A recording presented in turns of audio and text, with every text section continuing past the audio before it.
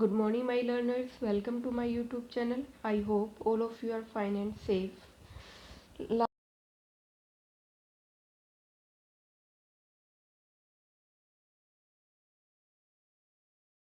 होते क्या हैं, उनकी स्ट्रक्चर किसने एक्सप्लेन की, उनके लिए method of preparations and then उनकी फिजिकल प्रॉपर्टीज़ और केमिकल प्रॉपर्टीज़ को हमने क्या किया था, एक्सप्लेन किया था।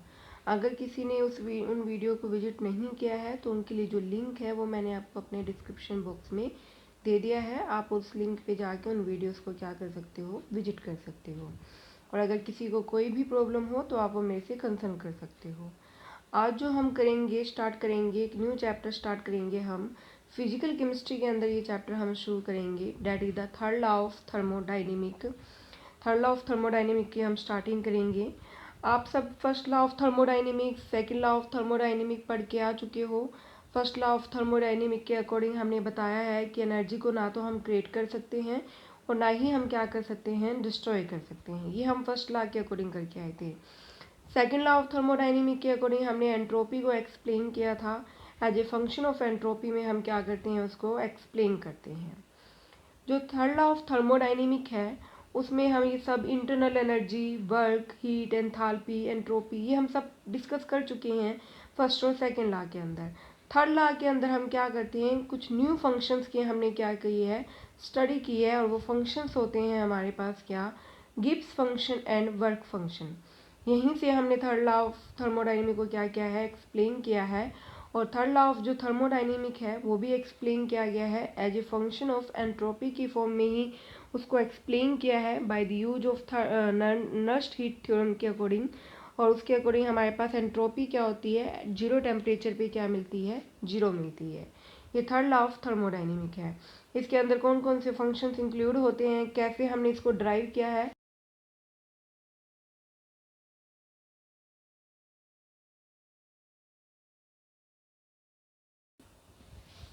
तो इसके अंदर हम कुछ न्यू फंक्शंस को क्या करेंगे, स्टडी करेंगे। वो फंक्शंस हैं हमारे पास क्या, work function and Gibbs function. Work function क्या होते हैं हमारे पास, इसको हम ए से क्या करते हैं, डिनोटेड करते हैं। वर्क फंक्शन क्या है, वर्क फंक्शन को हम थर्ड लॉ ऑफ थर्मोडाइनेमिक में ए से क्या करेंगे, डिनोट करेंगे। और अगर इसको डिफाइन करना है, आपको डिफाइन करना है तो आप इसको कैसे डिफाइन करोगे, work function A is equal to U minus में टी एस। ये होगा हमारे पास। मीन्स क्या है, हम क्या करेंगे, इंटरनल एनर्जी में से प्रोडक्ट को क्या कर देंगे, टेम्परेचर और हमारे पास क्या होगा, एंट्रोपी, इनके प्रोडक्ट को क्या करेंगे, हम माइनस करेंगे। ए आपके पास यहाँ पे क्या है, वर्क फंक्शन है। This is work function, this is internal energy. You क्या है, इंटरनल एनर्जी है आपके पास।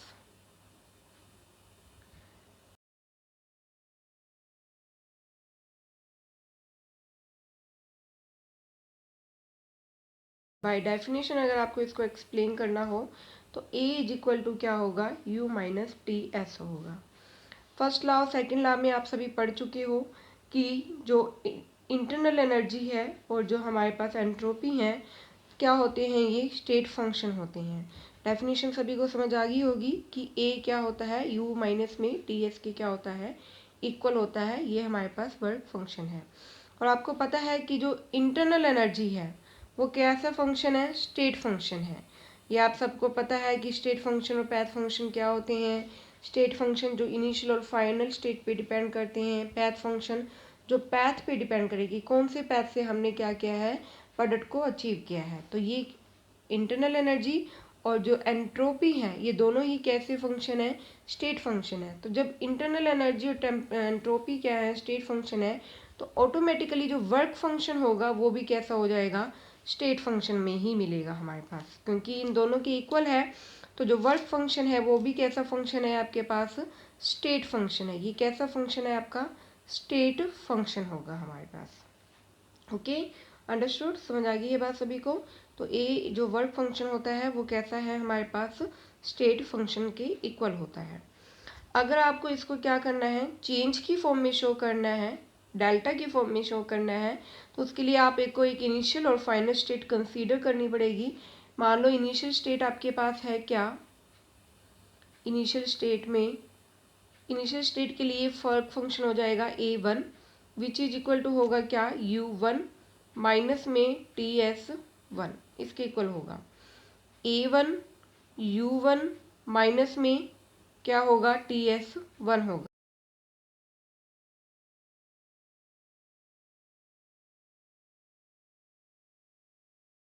A2 is equal to U2 minus में TS2। तो ये दो स्टेट के लिए हमने कंसीडर कर लिए, एक बार इनिशियल के लिए एक बार फाइनल के लिए। चेंज आप कैसे निकालते हो, फाइनल में से हम क्या माइनस कर देंगे, इनिशियल को क्या कर देंगे, हम माइनस कर देंगे। तो फाइनल माइनस जब आप इनिशियल करोगे तो फाइनल के लिए वर्क फंक्शन क्या था, A2, और इनिशियल के लिए क्या होगा, A1। ये लेफ्ट साइड के लिए सोल्व हो गया। अब राइट साइड के लिए जो हमारे पास वर्क फंक्शन फाइनल के लिए था वो था क्या, U2 माइनस में TS2, ये हो जाएगा। देन क्या करना था, सब्सट्रैक्ट, तो माइनस का साइन आ जाएगा आपके पास। और इनिशियल के लिए क्या था, U1 माइनस में TS1, ये हो जाएगा आपके पास। तो ये हमारे पास क्या आ गया है, चेंज फॉर्म आ गई है, हमने फाइनल माइनस इनिशियल कर दिया है। A2 माइनस A1 को आप क्या कर सकते हो, डेल्टा की फॉर्म में हम लिख देंगे, चेंज की फॉर्म में। उससे पहले आप क्या करना, U1 वालों को एक साइड कर लेना और TS1 वाले को एक टर्म को एक साइड कर लेंगे हम।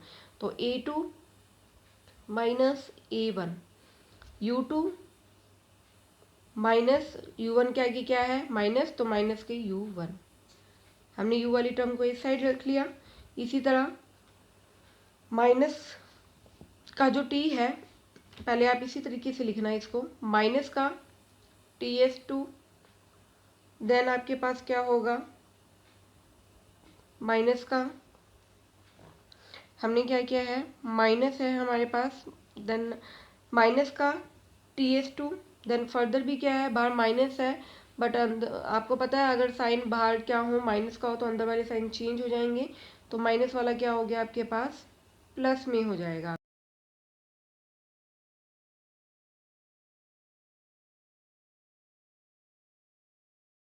देन TS1, ये हो जाएगा आपके पास।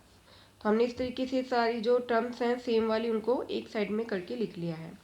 अब A2 माइनस A1 क्या है, चेंज है, तो हम चेंज को किससे रिप्रेजेंट करते हैं, डेल्टा से, और फंक्शन क्या है, A, तो ये हो जाएगा डेल्टा A। तो इसी तरीके से जब आप लिखोगे तो क्या होगा, A2 माइनस में A1 इज इक्वल टू, हमारे पास क्या आया था, U2 माइनस में U1, देन माइनस का TS2, देन माइनस TS1, ये था हमारे पास। ठीक है, तो इसको क्या लिख देंगे हम, A2 minus A1 that is delta A, ये चेंज हो गया हमारे पास। इसी तरह U2 माइनस U1 क्या हो गया, डेल्टा U, ये इसका चेंज हो गया। देन आपने क्या करना है, टेम्परेचर दोनों में सेम है तो बाहर कांस्टेंट आ जाएगा, माइनस का T हमने क्या कर दिया, बाहर कांस्टेंट निकाल दिया, अंदर क्या रह जाएगा आपके पास, S2, देन क्या होगा आपके पास, हमने क्या निकाला है, माइनस का T बाहर निकाला है। तो इस तरीके से जब आप सोल्व करोगे तो अंदर क्या आएगा, माइनस का S1 रह जाएगा आपके पास, ये फॉर्म बन जाएगी।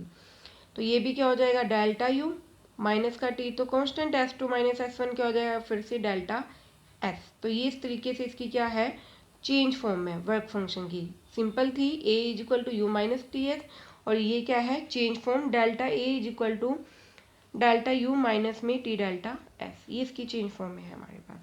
इसको फर्दर भी आप क्या कर सकते हो, सोल्व कर सकते हो।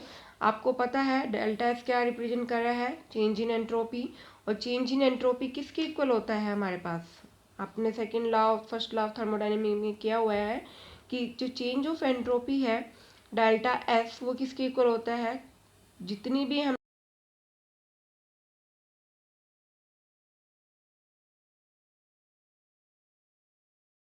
हमारे पास वैल्यू, और आपको पता है ये तो है किसके लिए, एंट्रोपी की वैल्यू। एंट्रोपी की वैल्यू क्या होती है, क्यू बाई में T, amount of heat bye में जितना हमने टेम्परेचर दिया। और जो इंटरनल एनर्जी की वैल्यू है वो हमारे पास फर्स्ट लॉ ऑफ थर्मोडायनेमिक के अकॉर्डिंग क्या होती है, क्यू रिवर्सिबल माइनस में डब्ल्यू मैक्सिमम। जनरली हम मैक्सिमम फॉर्म में ही लेके चलते हैं। ये डेफिनेशन आती है हमारे पास किसके according, according to first law के, ठीक है, ये किसके अकॉर्डिंग है, फर्स्ट लॉ के अकॉर्डिंग है ये हमारे पास। तो हमने दोनों की वैल्यू सोल्व की है, एक बार डेल्टा एस की वैल्यू आ गई है और एक हमारे पास क्या आ चुकी है, डेल्टा यू की वैल्यू आ चुकी है। इन वैल्यू को हम उस इक्वेशन में पुट कर देंगे वर्क फंक्शन की फॉर्म में। क्या थी हमारे पास जो वैल्यू थी, ये थी delta A is equal to delta U minus में टी डेल्टा एस, ये थी। डेल्टा यू की जो वैल्यू है वो हमारे पास क्या है, ये है क्यू रिवर्सिबल माइनस में डब्ल्यू मैक्सिमम, ये तो यू की वैल्यू आई थी हमारे पास माइनस में टी, और डेल्टा एस की वैल्यू क्या आई है, क्यू रिवर्सिबल बाई में टी, ये आई है हमारे पास। तो इस तरीके से हमारे पास हम क्या कर सकते हैं, सोल्व कर सकते हैं। जो क्यू रिवर्सिबल माइनस में जो डब्ल्यू मैक्सिमम है हमारे पास, जैसे अगर हम इसको सोल्व करेंगे तो हमारे पास क्या रह जाएगा, टी से टी क्या हो गया, कैंसिल हो गया, प्लस का क्यू माइनस का क्यू कैंसिल हो गया। तो वर्क फंक्शन देखो सिर्फ किसके इक्वल आया है, डब्ल्यू के इक्वल आया है, वर्क के ही इक्वल आ रहा है, इसलिए हमने इसको क्या कहा है, वर्क फंक्शन कहा है। किसके इक्वल आ रहा है ये हमारे पास, वर्क के क्या आ रहा है हमारे पास, इक्वल आ रहा है ये हमारे पास। अंडरस्टूड, समझ आ गई बात सभी को। तो ये हमारे पास क्या है, वर्क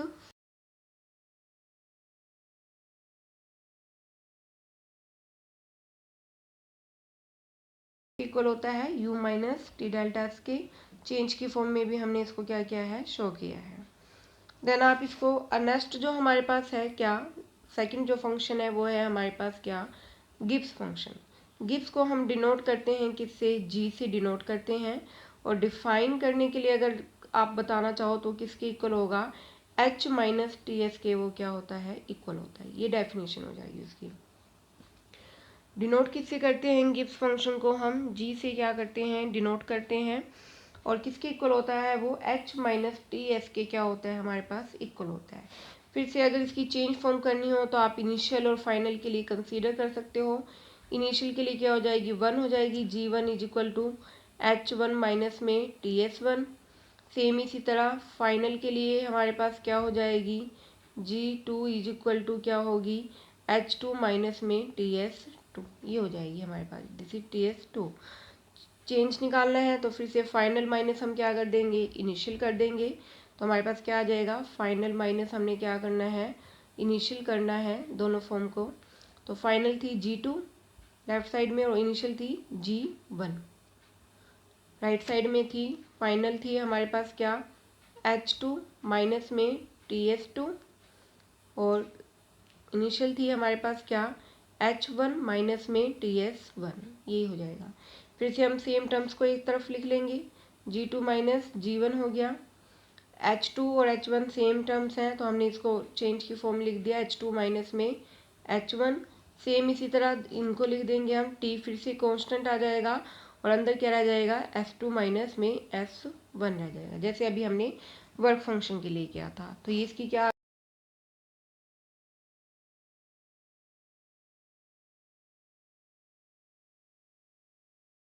और माइनस का टी और ये क्या हो जाएगा, डेल्टा एफ हो जाएगा।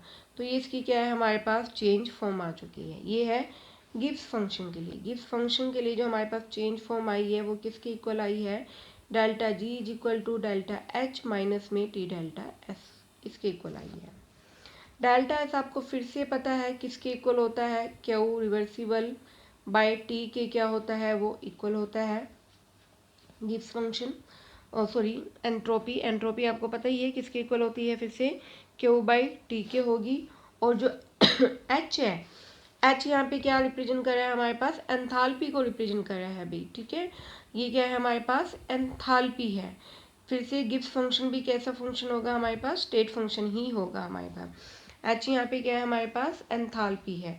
तो अगर एंथाल्पी को आपने लिखना हो, एंथाल्पी हमें दो फॉर्म पे मिलती है, डेल्टा एच दो फॉर्म पे मिलेगी हमारे पास, डेल्टा एच है ये, ठीक है, डेल्टा एच दो फॉर्म पे मिलती है, एट कांस्टेंट टेम्परेचर पे और कांस्टेंट प्रेशर पे, दो फॉर्म पे मिलेगी, कांस्टेंट टेम्परेचर पे और कांस्टेंट किस पे मिलेगी, वो हमारे पास प्रेशर पे मिल जाएगी हमारे पास, ठीक है। तो हम दोनों के लिए हम क्या कर देंगे, शो कर देंगे। तो कांस्टेंट प्रेशर पे हमारे पास मिलती है कांस्टेंट टेम्परेचर, ठीक है, जो हमारे पास एंट्रोपी है वो कांस्टेंट टेम्परेचर पे मिलती है, क्योंकि टेम्परेचर कांस्टेंट रहता है। टी की वैल्यू आप निकालना चाहो तो क्या हो जाएगी, T delta S is equal to क्या हो जाएगा, क्यू रिवर्सिबल के क्या आ जाएगा, इक्वल आ जाएगा। ये किसके इक्वल आ जाएगा, क्यू रिवर्सिबल के। टी को मैं उस साइड ले गई हूँ तो क्या बन गया, टी डेल्टा एस और क्यू रिवर्सिबल आ गया। ठीक है, तो टी डेल्टा एस की वैल्यू तो किसकी इक्वल आई है, क्यू की।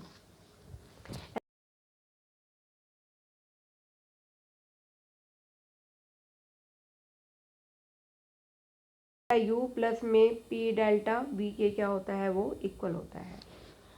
ओके, तो डेल्टा एच किसके इक्वल होगा, डेल्टा यू प्लस में पी डेल्टा वी के। दोनों वैल्यूज को हम पुट कर देंगे। एक तो डेल्टा एच की वैल्यू आई है, एक टी डेल्टा एस की वैल्यू आई है हमारे पास, क्यू रिवर्सिबल। दोनों हम पुट करेंगे किस में, गिब्स फंक्शन में, जो क्या था, डेल्टा एच माइनस में T delta S. Delta H की वैल्यू कितनी आई है, डेल्टा यू प्लस में पी डेल्टा वी, ये आ गई है। और टी डेल्टा एस की वैल्यू किसकी इक्वल आई है, क्यू रिवर्सिबल के इक्वल आई है हमारे पास। ठीक है, और किसके इक्वल हो गया है, ये डेल्टा जी के इक्वल मिल रहा है हमारे पास। हम क्या कर देंगे, डेल्टा यू माइनस में क्यू रिवर्सिबल को एक तरफ लिख दिया, प्लस में क्या है, पी डेल्टा वी। आपको पता है ये फर्स्ट लॉ ऑफ थर्मोडाइनेमिक के अकॉर्डिंग अभी मैंने आपको बताया ये किसके इक्वल होता है, डब्ल्यू के। तो ये किसके इक्वल मिल जाएगा आपके पास, डब्ल्यू के। ये किसके इक्वल होगा, डब्ल्यू के। तो यहाँ हम क्या पुट कर देंगे, डब्ल्यू पुट कर देंगे। तो क्या वैल्यू बन जाएगी हमारे पास, delta G is equal to क्या, वर्क मैक्सिमम माइनस में प्लस में हमारे पास क्या था, P delta V. P delta V था हमारे पास, ये था। ओके, तो हमारे पास ये फॉर्म बन चुकी है। माइनस का डब्ल्यू था, माइनस का था, माइनस का डब्ल्यू मैक्सिमम, प्लस में क्या होता है, पी डेल्टा वी। तो ये हमारे पास क्या आ गई है, गिब्स फंक्शन आ गई है, जो वो वर्क फंक्शन और क्या है, पी डेल्टा वी के क्या है, दोनों के इक्वल आ रहा है हमारे पास। तो इस तरीके से हमारे पास क्या है, अभी गिब्स फंक्शन और वर्क फंक्शन को हमने क्या किया है, एक्सप्लेन किया है। ये दो थर्ड लॉ ऑफ थर्मोडाइनेमिक के क्या है, न्यू टर्म्स हैं, जिन्हें हमने अभी क्या किया है, डिस्कस किया है।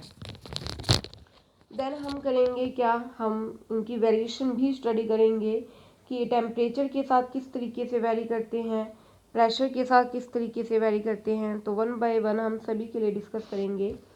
सबसे पहले हम डिस्कस कर लेते हैं किसके लिए, वर्क फंक्शन को हम डिस्कस करते हैं, वेरिएशन करेंगे इसकी किसके साथ, टेम्परेचर के साथ और वॉल्यूम के साथ, कि इन दोनों के साथ वो कैसे वेरी करता है।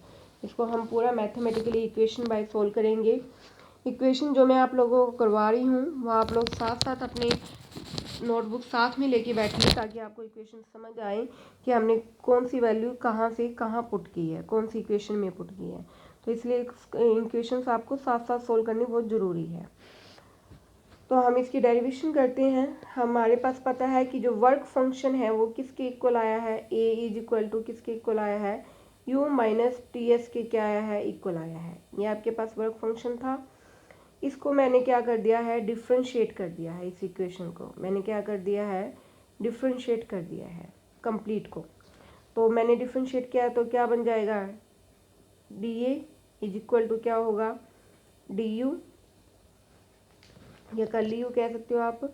एक बार हम किसको करेंगे, टेम्परेचर को, एक बार हम किसको करेंगे, एंट्रोपी को। दोनों को वन बाय वन करेंगे। तो पहले मैंने टेम्परेचर को क्या रखा, कांस्टेंट, और एंट्रोपी को क्या, तो कर्ली एस बन गया। और इसी तरह मैंने एक बार एंट्रोपी को कांस्टेंट रखा और टेम्परेचर को बन गया, तो क्या हो गया, कर्ली टी, ये बन गया। ये इसकी कौन सी इक्वेशन है हमारे पास, डिफ्रेंशिएट इक्वेशन है। D A is equal to D U minus में टी डी एस माइनस में एफ डी टी, ये हो गया हमारे पास। अब आपको पता है कि जो एंट्रोपी है उसकी जो डिफ्रेंशिएट फॉर्म है, जो एंट्रोपी है हमारे पास, वो किसके इक्वल होती थी, क्यू रिवर्सिबल बाय में टी के इक्वल होती थी। अगर इसकी डिफ्रेंशिएट फॉर्म लिखना चाहो तो क्या होगा, curly S is equal to क्या होगा, कर्ली क्यू रिवर्सिबल बाय में टी, इसके इक्वल होगा। ठीक है, ये तो सिंपल हमने अभी सोल्व की थी, इसके इक्वल मिलती है। डिफरेंशिएट फॉर्म इसके इक्वल मिल जाएगी हमारे पास। और फर्स्ट लॉ ऑफ थर्मोडाइनेमिक भी अगर हम लिखना चाहें, first law of thermodynamic equations आपने साथ साथ नोट करती रहनी है कि इसकी वैल्यू हमारे पास अभी ये आ चुकी है, ये इसकी वैल्यू आई है हमारे पास, ये नोट कर लेना आप। फर्स्ट लॉ ऑफ थर्मोडाइनमिक क्या होता है? First law of thermodynamic that is equal to किसके होता है? Q reversible is equal to U minus में डब्ल्यू, इसी के इक्वल होता है। डिफरेंशिएट फॉर्म लिखोगे तो क्या होगा? Curly Q reversible is equal to curly U minus में कर्ली डब्ल्यू, इसी के इक्वल हो जाएगी। ये इसकी डिफरेंशिएट फॉर्म हो चुकी है हमारे पास। और कर्ली माइनस का कर्ली डब्ल्यू किसके इक्वल होता है? ये होता है हमारे पास किसके? पी डी वी के। तो ये किसके इक्वल हो जाएगा? पी कर्ली वी के क्या हो जाएगा? इक्वल हो जाएगा हमारे पास। तो ये फॉर्म बन जाएगी। अंडरस्टूड? माइनस का कर्ली डब्ल्यू किसके इक्वल हो जाएगा हमारे पास? माइनस हमारे पास जो कर्ली डब्ल्यू होता है ना,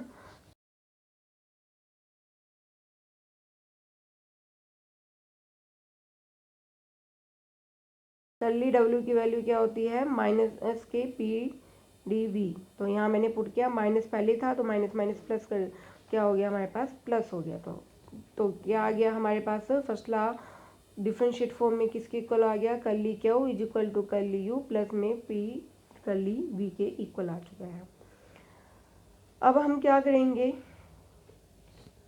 जो ये इक्वेशन हमारे पास बनी है इसको हम पुट कर देंगे।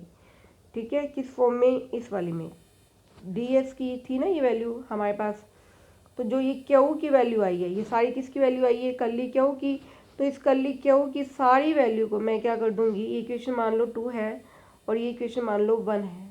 ठीक है, कर्ली तो इक्वेशन 2 की जो वैल्यू है वो मैं किस में पुट करूँगी? इक्वेशन 1 में पुट कर रही हूँ, यहाँ पे पुट कर रही हूँ। तो क्या बन जाएगा आपके पास? Curly S is equal to curly Q की वैल्यू क्या आई है हमारे पास? कर्ली यू प्लस में पी कर्ली वी बाई में क्या था नीचे? टी। ये इक्वेशन 1 में मैंने पुट की है। इसको इधर ले जाऊंगी तो क्या हो जाएगा? Curly T curly S is equal to क्या होगा? कर्ली यू प्लस में पी कर्ली वी, इसके इक्वल हो जाएगा। ओके, तो ये इक्वेशन बन गई हमारे पास। अब हम इसे क्या करेंगे? जो सबसे पहले जो हमारे पास क्या बन जाएगा? T curly S is equal to क्या हो गया है? कर्ली यू प्लस में पी कर्ली वी के इक्वल आ जाएगा हमारे पास। तो वर्क फंक्शन जो है वो हमारे पास क्या आया था? स्टार्टिंग में हमने क्या था डिफरेंशिएट फॉर्म में? वो किसके इक्वल था हमारे पास? कर्ली यू माइनस में टी कर्ली एस माइनस में एस कर्ली टी, इसके इक्वल आई थी। ये सबसे स्टार्टिंग वाली इक्वेशन थी हमारे पास। ये जो इक्वेशन बनी है ये बनी है हमारे पास इक्वेशन 3। ठीक है, ये सबसे स्टार्टिंग की इक्वेशन थी अब हमारे पास। तो अब हम क्या करेंगे? जो वैल्यू है टी कर्ली एस की, ये वाली वैल्यू,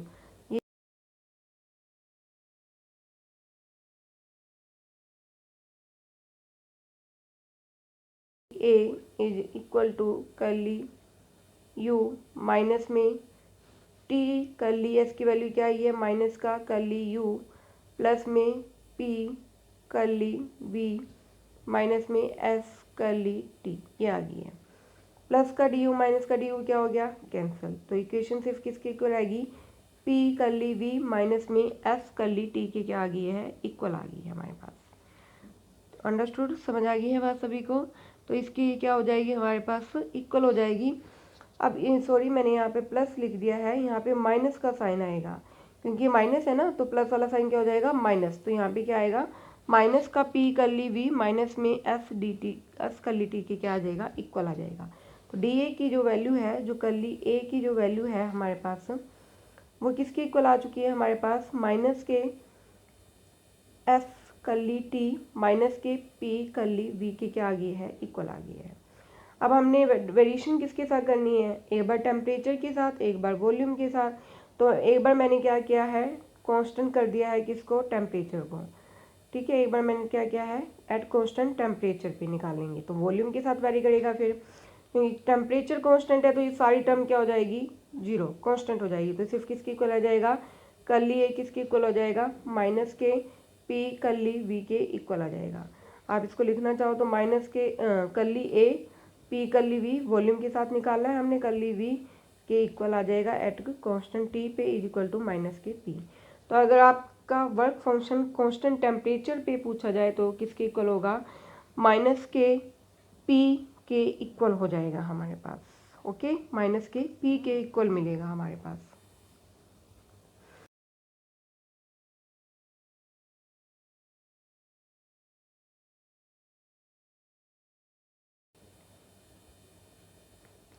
तो आपको पता है इक्वेशन क्या है, curly A is equal to minus के S curly D T minus K P curly V था। वॉल्यूम कांस्टेंट है, ये सारी टर्म क्या हो जाएगी कांस्टेंट, तो सिर्फ क्या रह जाएगा curly A is equal to minus के एस कर्ली टी रह जाएगा। तो ये इसके इक्वल आ जाएगा। तो कर्ली ए बाय में कर्ली टी एट कांस्टेंट क्या था वॉल्यूम, तो वॉल्यूम माइनस के एंट्रोपी के क्या आएगा फिर वो हमारे पास इक्वल आ जाएगा। अंडरस्टूड, समझ आ गई है बात सभी को। तो अगर आप इसको दोनों ही फॉर्म में लिख सकते हो, कांस्टेंट टेम्परेचर पे भी कांस्टेंट वॉल्यूम पे भी। तो कांस्टेंट वॉल्यूम पे तो ये एंट्रोपी के इक्वल आता है एंड कांस्टेंट टेम्परेचर पे ये हमारे पास किसके इक्वल आता है, प्रेशर के इक्वल आता है। इंटीग्रल फॉर्म में भी अगर आप इसे लिखना चाहो तो इंटीग्रल फॉर्म में भी आप इसे लिख सकते हो टेम्परेचर कांस्टेंट होने पे। ठीक है, टेम्परेचर जब कांस्टेंट होगा तो आप इसे इंटीग्रल फॉर्म में भी लिख सकते हो, वॉल्यूम के साथ आ जाएगा ये हमारे पास। लिखना चाहो तो आप लिख के दिखा सकते हो। जैसे कर्ली ए कांस्टेंट टेम्परेचर पे किसके इक्वल आया था हमारे पास, minus K P D we के इक्वल आया था, पी कर्ली वी के। हम इसको क्या कर देंगे, डिफ्रेंशिएट कर देंगे, लिमिट लगा देंगे। तो माइनस का पी, तो हमारे पास माइनस साइन बाहर आ जाएगा, पी V1 से लेके V2 पी कर्ली वी। आपको पता है इक्वेशन क्या होती है, P V is equal to क्या होता है NRT। आप क्या करना, वी की वैल्यू निकाल लेना, तो क्या पी की वैल्यू निकाल लेना, तो क्या आ जाएगा P is equal to NRT by में वी। तो आपके पास क्या बन गया, माइनस के V1 V2 पी की जगह मैं क्या पुट कर दूंगी NRT बाई में वी कर्ली वी। तो NRT क्या हो जाएगा कांस्टेंट, NRT क्या आ गया,